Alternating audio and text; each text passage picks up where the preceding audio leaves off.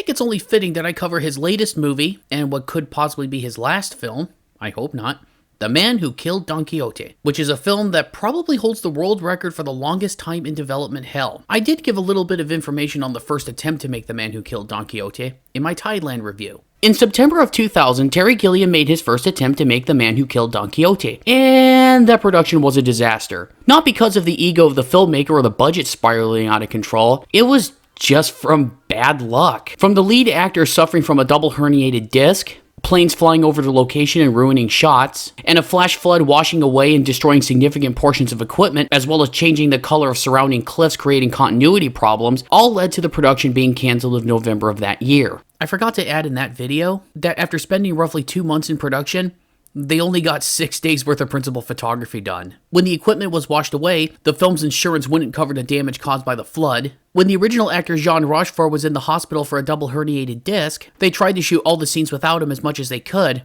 but even that ran out. When it became unclear as to whether or not he would return, on top of the other problems, they finally canceled the production. It's all shown in the documentary Lost in La Mancha, and I highly recommend you check it out. Even after getting the rights to the screenplay back from insurance companies after the film's cancellation, over the next 17 years, Gilliam would have a lot of trouble trying to find financing for this movie, mostly due to the fact that the film had a reputation for being cursed.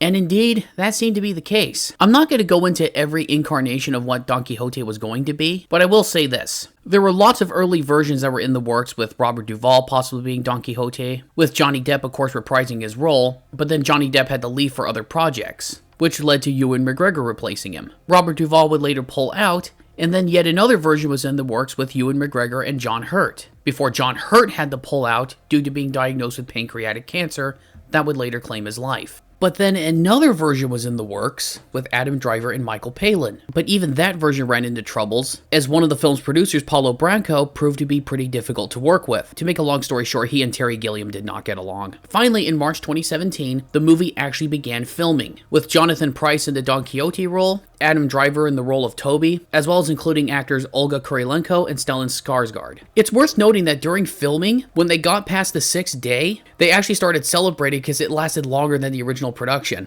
On June 4th, 2017, the movie finished principal photography, 17 years after it had started in the first place. But man, there were still some troubles even after the film was completed. Amazon Studios, who originally picked up the movie for release in theaters and on their streaming service, dropped it, and the aforementioned producer Paulo Branco stated that the new version was illegal, and that Gilliam did not have the right to release it. He also tried preventing the film from premiering at the 2018 Cannes Film Festival, but it still managed to play there on closing night. There were other legal and financial repercussions for going into a deal with Paulo Branco, which I'm not going to go into right now. The point is, this has been such an arduous journey to try to get this movie to the screen. There's even a follow-up documentary from the same guys who made Lost in La Mancha called He Dreamed of Giants, about the filming of the completed version of The Man Who Killed Don Quixote. And I gotta say, it's kind of hard to watch. Even while making the movie and enjoying himself on plenty of occasions, you can see Terry is very nervous. With everything that has gone wrong over the years to try to get the movie made in the first place, he was just incredibly worried that something was going to go wrong on set and it would ruin everything. He got nervous enough to where the cinematographer at times had to calm him down. It's not that Terry lashed out at anybody or got angry or threw stuff. He just started muttering and saying the word all the time, because he was so nervous. But another thing that made him nervous was due to the weight of expectations. The Man Who Killed Don Quixote has become legendary due to its time in development hell. He wondered if he'll be able to live up to the legend or satisfy audiences with his current version, especially with a movie-going market nowadays that has no faith in what Gilliam tries to make. He made it because he still felt the need to prove himself that he could pull it off, and he just wanted to get the movie out of his head. It's been gestating there since 1989, for crying out loud. But apart from the frustrations, once he began filming, he didn't really care about audiences' expectations. At least not too much. He made the film, and he's proud of it. But what do I think of it? Well, let's dive in and find out. Adam Driver plays Toby Grummett, a filmmaker directing a commercial for an advertising company, who takes his job a little too nonchalantly. Well, I want to drop some of the shots. Are you sure? Why? Because it isn't working? Because the whole concept is ridiculous? It's your concept, it's your vision, it was your idea to come to Spain in the first place. I know. Well, I was wrong. I'd like to say buenas noches. We need you, Toby, don't we, everyone? Everybody needs you, Toby. You don't. and fools around with his boss's wife. The boss, played by Stellan Skarsgård, and his wife Jackie, played by Olga Kurylenko. While at a roundtable discussion at the restaurant, Toby is given a copy of his student film The Man Who Killed Don Quixote, which he made 10 years earlier. He watches part of it with Jackie. As per his boss's orders, he has to watch over her. But while fooling around with her, the boss comes back, and he has to flee, narrowly avoiding being identified. Back at his hotel room or apartment, he watches the film. There are several flashbacks in this film about him making the movie, finding his perfect Don Quixote in the form of Javier, played by Jonathan Pryce, a shoemaker that Toby initially runs into trouble trying to get him prepared for the role. No, forget the shoes, man. These are bandidos. Estás enojado. You're angry. Yeah. The girl is in danger. I am Don Quixote de la Mancha. Ah! He goes down. And gone. See? Comprende? Forget the shoes. You are Don Quixote. But eventually really catches on to it. And boy does he catch on to it, as we'll see later. Sí. Foul bandido!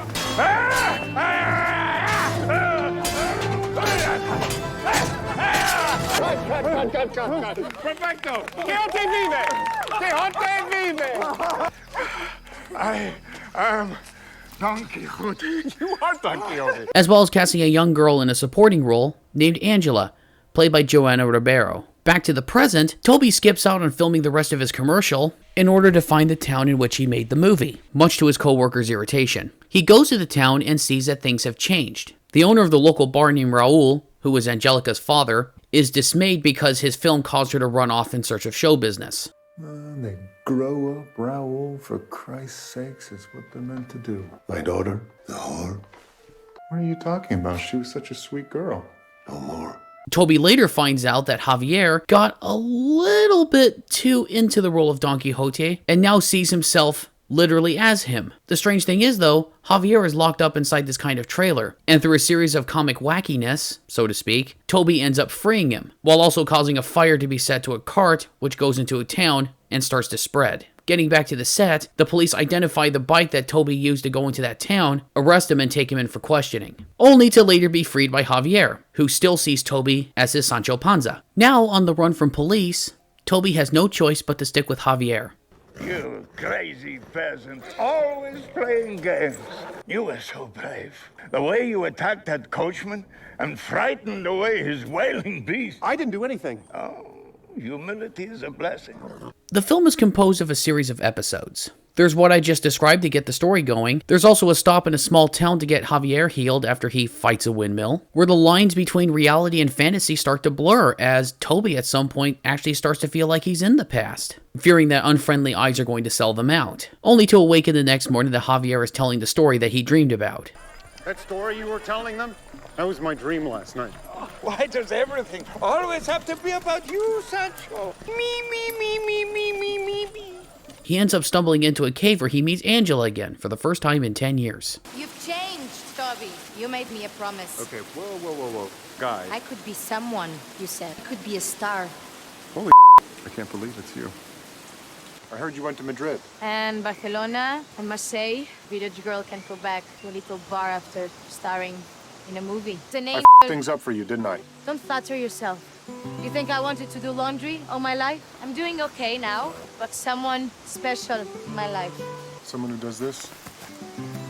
comes with the territory. There's even another episode where a man dressed as a knight challenges Javier to a joust, which through a series of shenanigans that happen, Javier does win. But it turns out that the man in the armor is the bar owner Raul, as well as some other people from Javier's village, looking to take him back as they are worried about him. This all culminates in a climax at a castle owned by Alexei Mishkin, who runs a vodka company, and is doing a kind of, for lack of a better term, Renaissance fair to keep him constantly entertained. Toby's boss is willing to play along with this just to seal a deal with his company. Will Toby be able to get Angelica out of the situation she's in? And how will he be able to help Javier? Now before I continue, I gotta say that I have never read the book. So whatever I discuss here is mostly coming in the context of Terry Gilliam's other work. The film dives into a theme that is prevalent in Gilliam's work, namely dreams, and how they can be so often beaten down by reality. When we see Toby in flashbacks, we see him full of vigor and creativity, and even when facing difficulties, he is living his dream for a time, and experiencing joy. But then we cut to 10 years later and he's become a bit of a cynical asshole who treats his job too lightly. It's like whatever joy he had in his job died a long time ago. No, it's not we can muck up the world, it's we can up the world. Me organ grinder, you monkey, no agua, thank you. I said I want laughing, smiling, happy, clappy people. White, black, yellow, green, LGBT, GLBT, G&T, TNA, I don't give a so long as the ratio is right. When we, as well as Toby, meet Javier for the first time, he's a pretty timid and quiet individual who really perks up to playing Don Quixote.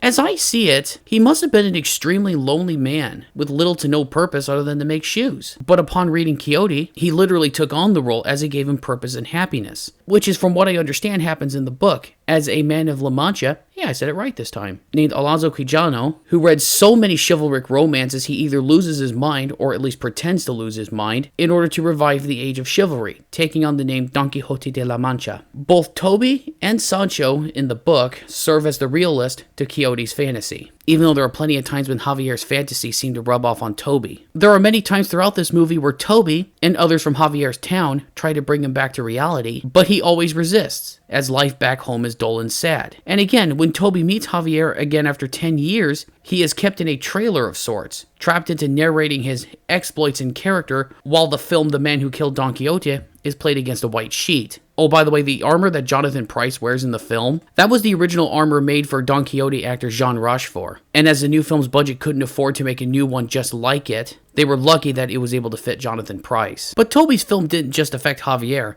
Again, Angelica went to try to be a star, and instead became the escort and property of Mishkin, the vodka company owner, which, as I played earlier, causes Toby to feel somewhat responsible about it. But Toby doesn't just see Angelica's humiliation, he also witnesses it from Javier, where at the castle, he is accepted to play part in an act, where he is made to look like a fool. And despite the constant complaining and insults towards Javier, Toby actually does show some concern for him, as Javier's ways actually start to rub off on Toby, as he becomes a kind of chivalric hero in a way by the end. He sees that Javier is truly free to be what he is, or what he thinks he is, and seeing him humiliated makes Toby realize that he's in the wrong crowd. In one area I could have improved Toby's character, personally, was to show him being a big dreamer himself, I mean more explicitly, showing him wanting to rise in the film industry, but due to the difficult nature of the industry on top of other problems, it would make him bitter and cause him to be what he is today. And in that regard, it would make a little bit more sense that Javier would inspire him the way he does. Yes, this is a movie that retreads the theme of dreams and reality, as some film critics have disappointedly noted, as they didn't feel like that Gilliam added any new dimension to that theme in this film. But I'm gonna have to disagree. Over the years of trying to get it made and doing rewrites in the process, the film actually became kind of biographical in nature. Gilliam has tried to get this film off the ground since 1989. And all that time, reality just kept beating him down. Nicola Pecorini said this about the original production. I never seen such a sum of bad luck.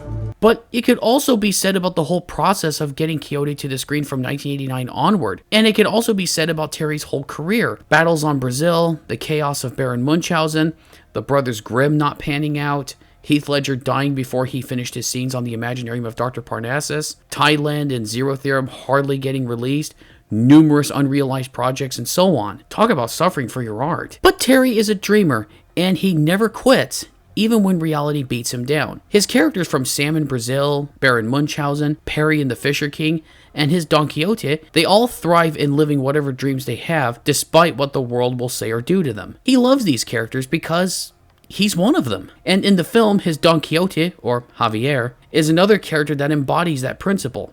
In an ideal world, we'd get more Terry Gilliam movies, but we don't live in them, so we have to take what we get. Any other person in Terry's shoes would have given up a long time ago, but thankfully Terry is not that man. He's not that sane.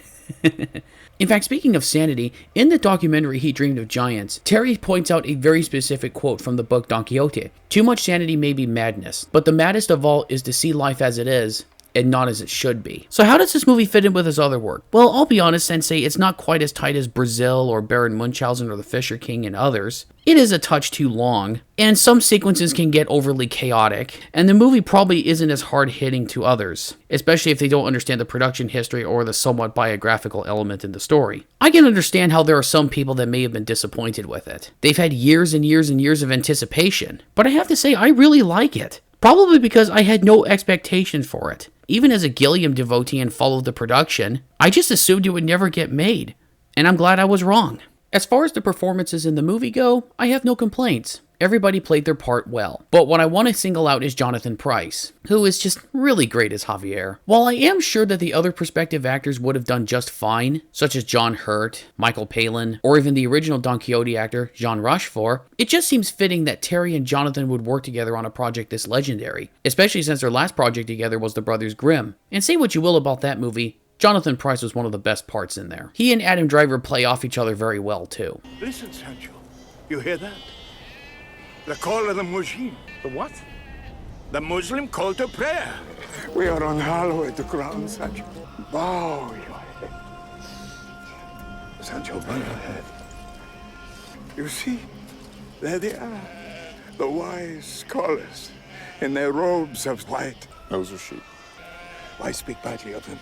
Just because they worship a heathen god. I also love the visual look of the movie, that showcases the Spanish landscape, using that to tell the story, while using Gilliam's signature visual style. Gilliam not only took inspiration from Gustave Doré, who illustrated the French edition of Don Quixote, and from what I understand, his illustrations are the definitive look for Don Quixote. Gilliam also took inspiration from Peter Bruegel, whose work features stories within stories, as Gilliam puts it. Bruegel's work inspired the film's conclusion, as you can see here. But Gilliam also stated that he drew inspiration from Bruegel's work for movies like Jabberwocky, and of course Monty Python and the Holy Grail. Now, I didn't reveal how this movie ends, and I didn't go into too many other details as I want people to watch this and get their own viewpoint on it. If this really is to be Terry Gilliam's last movie, I have to say, what a way to go out. To go out finally finishing a legendary beleaguered production is quite something.